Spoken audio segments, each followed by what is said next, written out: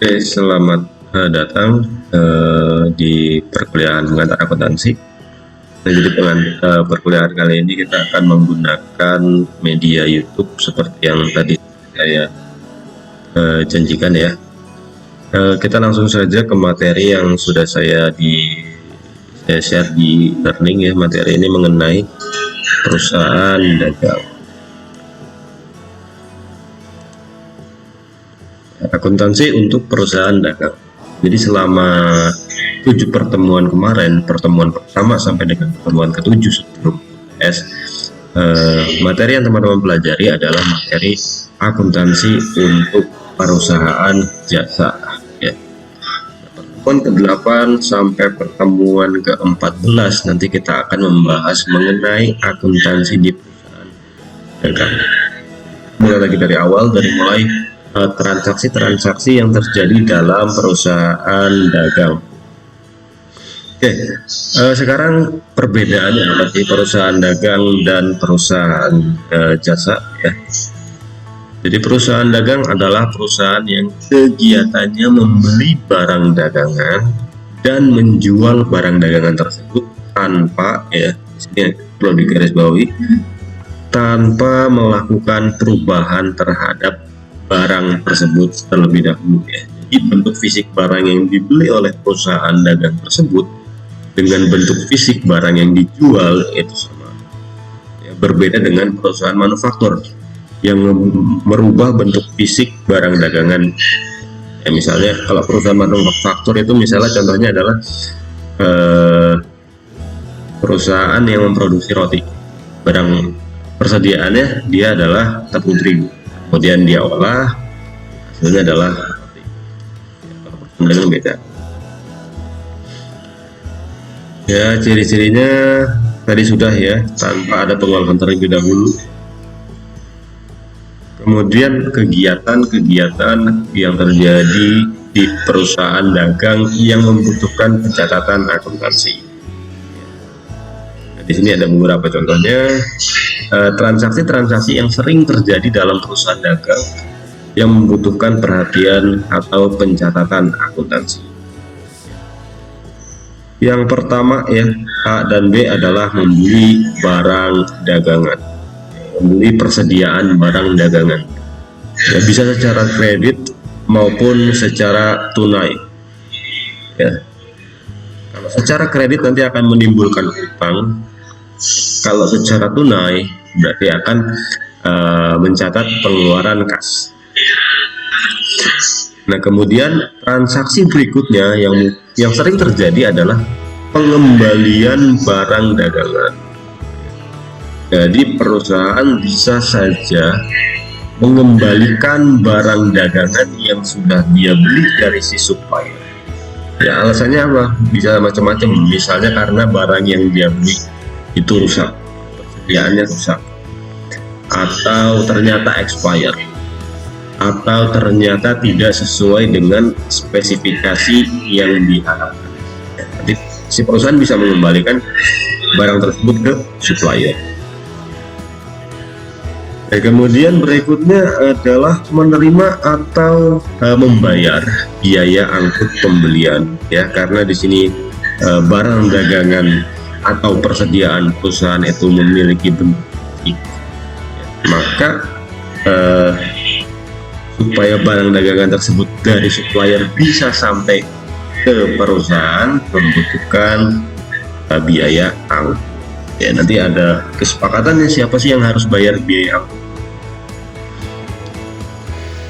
Kemudian A sampai F ini adalah transaksi-transaksi yang menyangkut pembelian persediaan ya, A sampai E. Dan kemudian yang F ini dan G adalah menjual barang dagangan ya, bisa secara kredit ya. Menjual barang dagangan secara kredit berarti menimbulkan piutang, atau secara tunai ya, nanti akan mencatat peningkatan atau penambahan. Nah, kemudian transaksi lainnya adalah menerima kembali barang dagangan yang telah dijual ya, ini hampir mirip dengan transaksi C, hanya saja kalau transaksi H ini adalah pengembalian dilakukan oleh si konsumen, ya. Alasannya bisa sama, bisa karena rusak, expire. Kalau yang T ini adalah si perusahaannya yang mengembalikan ke supplier. Kalau yang H ini konsumennya mengembalikan ke perusahaan. Kemudian yang terakhir, memberikan potongan penjualan. Di sini akun-akun yang ada di perusahaan dagang, ya, ada akun namanya persediaan barang dagang, ya, persediaan barang dagang, yaitu akun yang digunakan untuk mencatat jumlah persediaan. Kemudian ada akun pembelian, yaitu digunakan untuk mencatat semua pembelian, baik tunai maupun kredit. Lalu ada retur dan potongan pembelian, ya. Ada retur dan potongan pembelian, ya. Nah, kalau retur ini diambil dari kata return bahasa Inggris, yaitu pengembalian. Pengembalian barang dagangan yang sudah dibeli ke si supplier. Kemudian ada potongan pembelian, lalu ada beban angkut pembelian, ya. Terus ada akun penjualan, ya. Kalau misalnya perusahaan jasa, kemarin kita mengakui revenue sebagai pendapatan biasa. Misalnya perusahaan dagang, penjualan, ya, sehingga di sini ada di retur penjualan juga. Lalu di sini ada juga potongan penjualan, ya.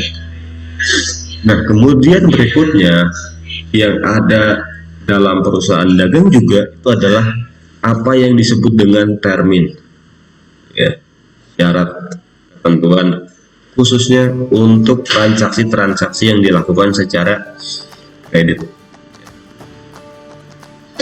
Termin itu bisa dilambangkan dengan notasi seperti ini, misalnya suatu transaksi kredit menggunakan syarat 210N30. Artinya apa? Artinya jika pembayaran, ini kan namanya kredit, ya, berarti kan di situ timbul utang piutang.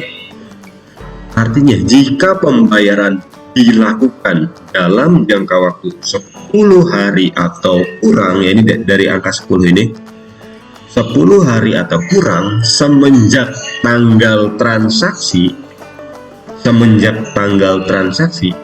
maka akan mendapatkan potongan 2%. Dan waktu pembayaran paling lambat 30 hari. 30 hari. Artinya ketika utang ataupun piutang tersebut bisa terlunasi maksimal 10 hari semenjak tanggal transaksi, maka akan mendapatkan diskon atau potongan 2%. Dan jatuh tempo dari kredit tersebut adalah 30 hari. Oke, gitu kan.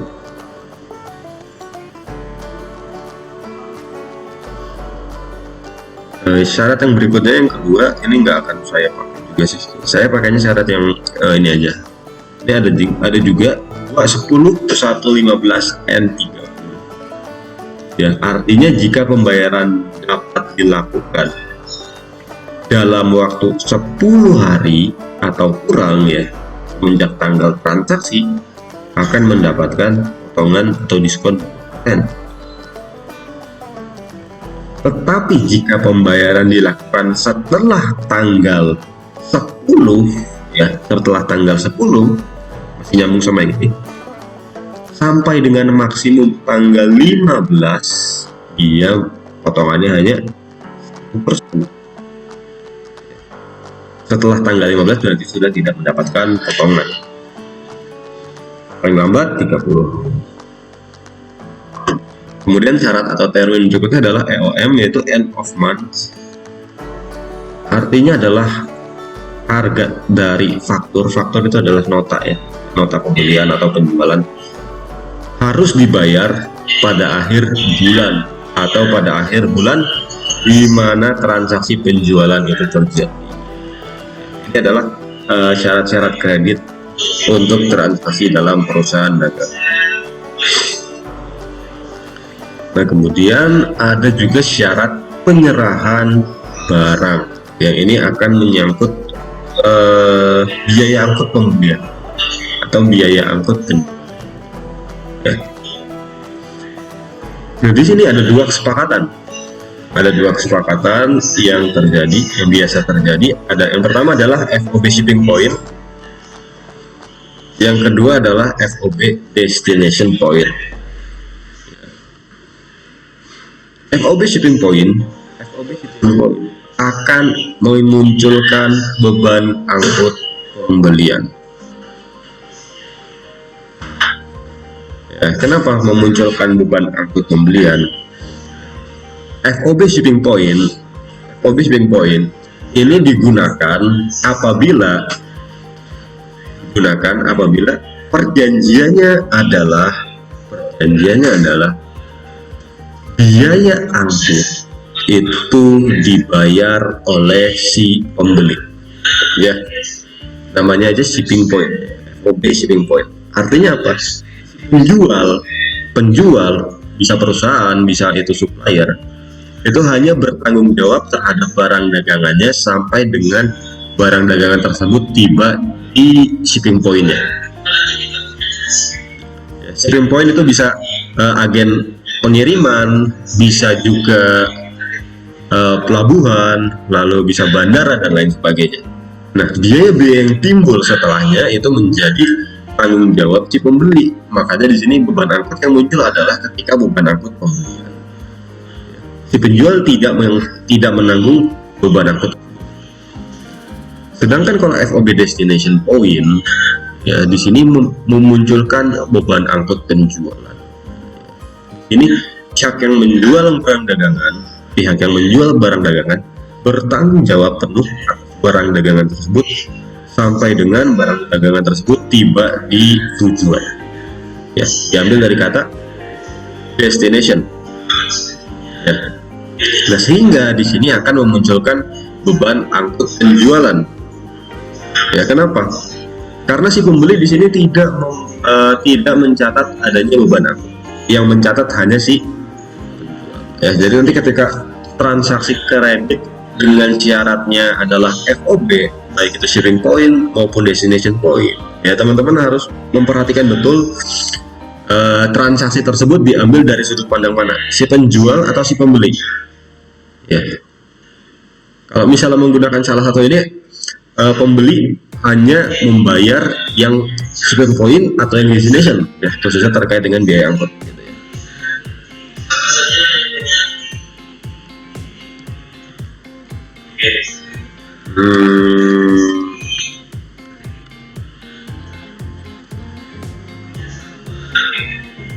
Oke, ini adalah jurnal untuk transaksi penjualan. Ini adalah sistemnya periodik. Nanti teman-teman akan saya ajarin yang perpetual tadi, nggak sekarang. Ya, ini adalah transaksi yang mencatat penjualan tunai. Di sini debitnya adalah kas 12.000 ya, karena penjualan itu tunai sehingga ada kas masuk. Kreditnya adalah penjualan. Ya, kalau misalnya kemarin perusahaan jasa, kreditnya adalah pendapatan jasa. Sebenarnya sama-sama aja sih, sama dengan perusahaan jasa, cuma hanya di sini ada persediaan. Nah, kemudian kalau misalnya penjualannya dilakukan secara kredit, ya penjualan dilakukan secara kredit, di sini debitnya piutang dagang 12.000, kreditnya penjualan. Ya sama seperti perusahaan jasa, bedanya kalau perusahaan jasa di bawahnya adalah pendapatan jasa.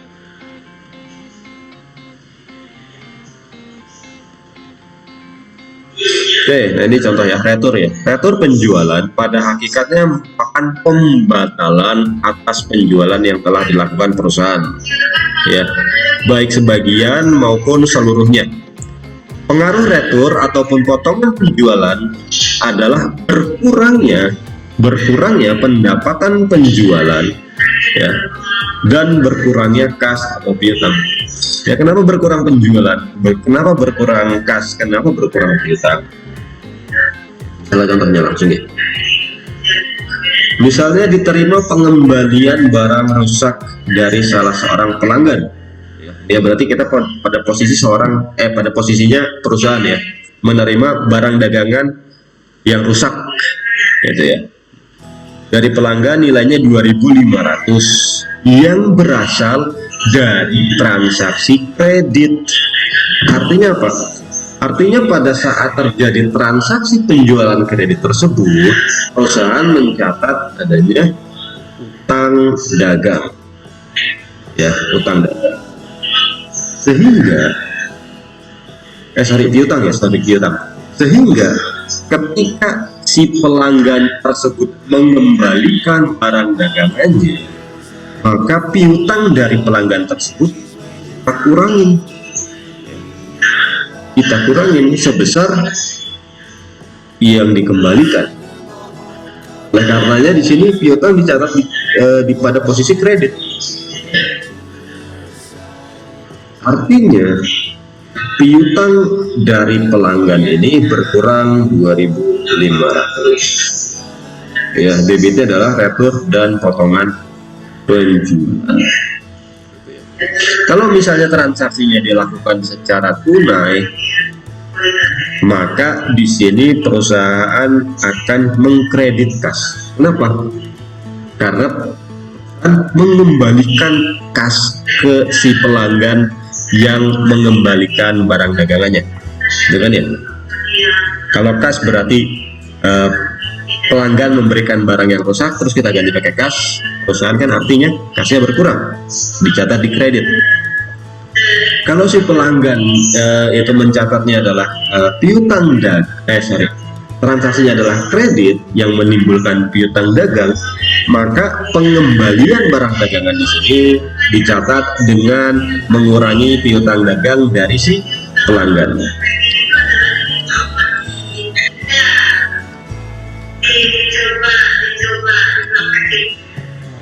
Oke, nah di sini contohnya di sini adalah termin ya.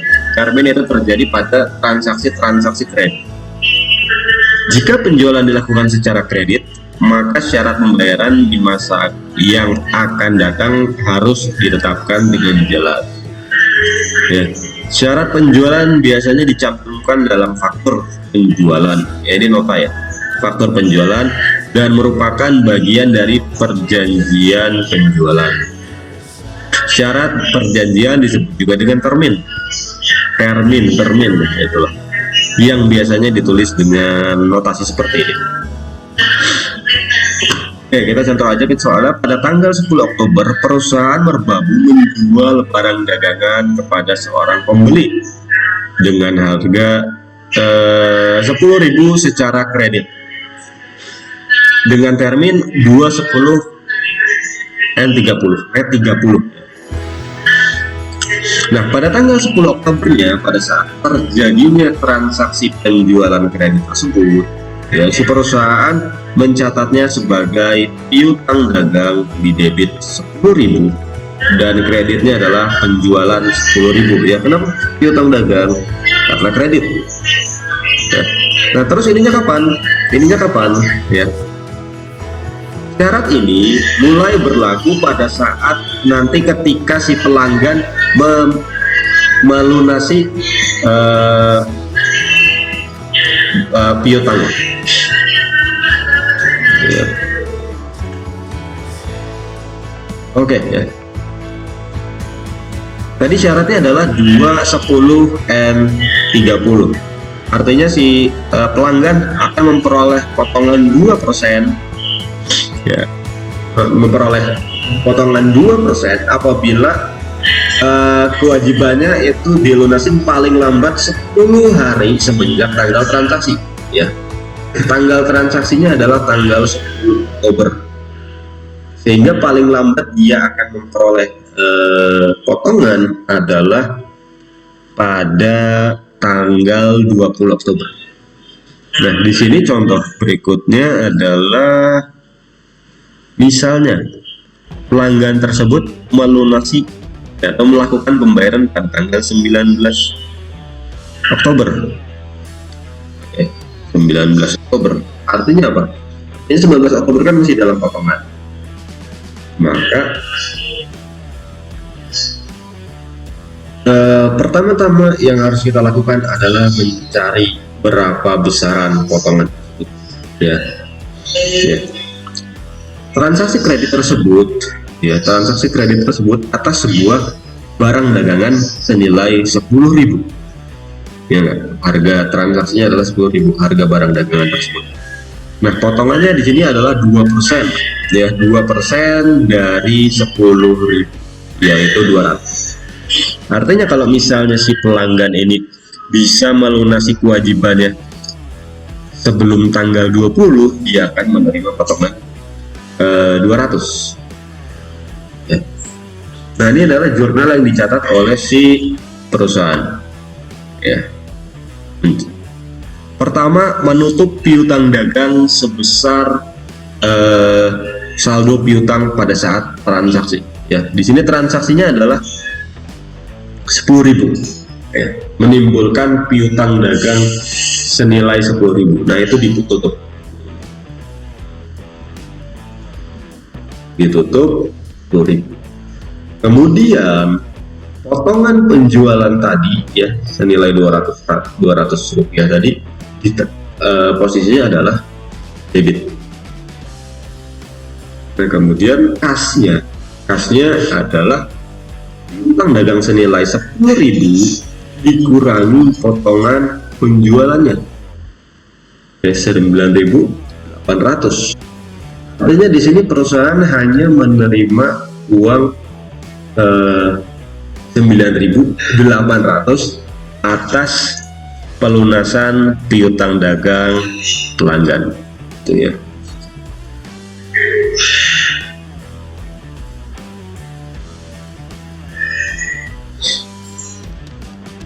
Oke.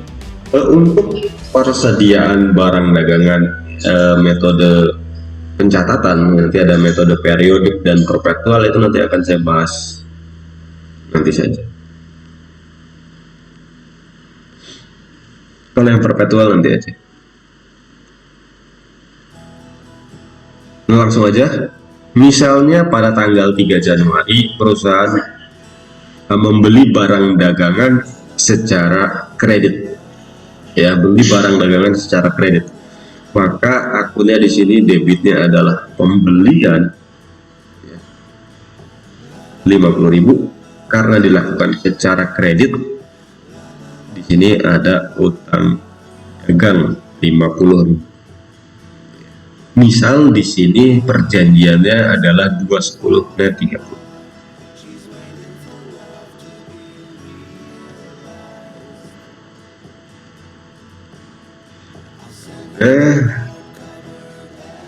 Di sini untuk biaya angkut, bila pembeli menanggung biaya angkut, ya maka di sini kesepakatannya adalah shipping point. Tapi kalau misalnya biaya angkut ditanggung oleh penjual, ya, maka kesepakatannya adalah destination. Ya, kira-kira itu aja materi yang saya sampaikan. Untuk selengkapnya teman-teman mohon untuk baca ya fotonya. Di situ juga ada soal terakhir, soal yang sudah ada jawabannya. Nanti untuk lebih jauhnya kita bahas kalau misalnya kita berkesempatan pakai Google Meet minggu depan lah paling. Oke, kalau misalnya masih ada pertanyaan nanti silahkan ditanyakan di grup WhatsApp. Nanti kita akan bahas di sana ya. Kira-kira itu aja, sampai ketemu minggu depan dan selamat, kalau di sini masih pagi berarti selamat pagi.